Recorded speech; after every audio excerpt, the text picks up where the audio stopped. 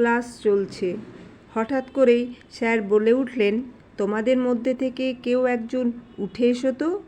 বেঞ্চের পিছন সারিতে বসে থাকা একটি মেয়ে তৎক্ষণাৎ উঠে এলো। মেয়েটির হাতে একটা চক ধরিয়ে দিয়ে স্যার বললেন, যত মত তত পথ, কথাটি শুনেছ? হ্যাঁ স্যার, রামকৃষ্ণদেবের মূল্যবান কথা এটি। যত মত তত পথ কথাটি ব্ল্যাকবোর্ডে বড় বড় করে একবার লিখে দেখাতে পারবে? স্যারের কথাতেই সম্মতি জানিয়ে মেয়েটি ব্ল্যাকবোর্ডে লেখার পর স্যার ভুরু কুঁচকে বললেন, তুমি এটা কি লিখলে? ঠিক করে লেখো। মেয়েটি বলল, আমি তো ঠিকই লিখেছি স্যার। না, তুমি ঠিক লেখোনি। রামকৃষ্ণদেব বলেছিলেন যত মত তত পথ, তুমি লিখলে যত মত ৩৩ পথ। ক্লাসে সবাই তো হো হো করে হেসে উঠল।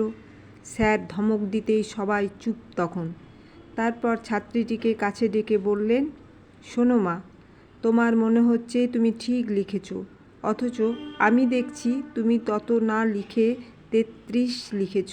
শুধুমাত্র মাত্রাটা দিলে না বলেই তার অর্থটা পাল্টে গেল।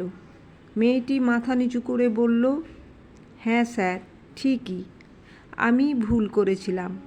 স্যার বললেন, লজ্জা পাওয়ার কিছু নেই, ভুল করাটা খুব স্বাভাবিক, কিন্তু ভুল জেনেও শুধরে না নেওয়াটা তখন স্বাভাবিক নয়। তত আর ৩৩ অনেকটা একই রকম দেখতে, তবে এক নয়। একটুখানি একটা মাত্রা না দেওয়ার জন্য অর্থটাই পাল্টে গেল। মনে হতে পারে এটা সামান্য বিষয়, আসলে তা সামান্য বিষয় নয়। আমাদের জীবনেও তাই, সামান্য বিষয়টাই পরে মারাত্মক হয়ে ওঠে। বুঝতে হবে আমি যা করছি সব সময় সঠিক নাও হতে পারে। মাঝে মাঝে নিজের মূল্যায়ন করা দরকার।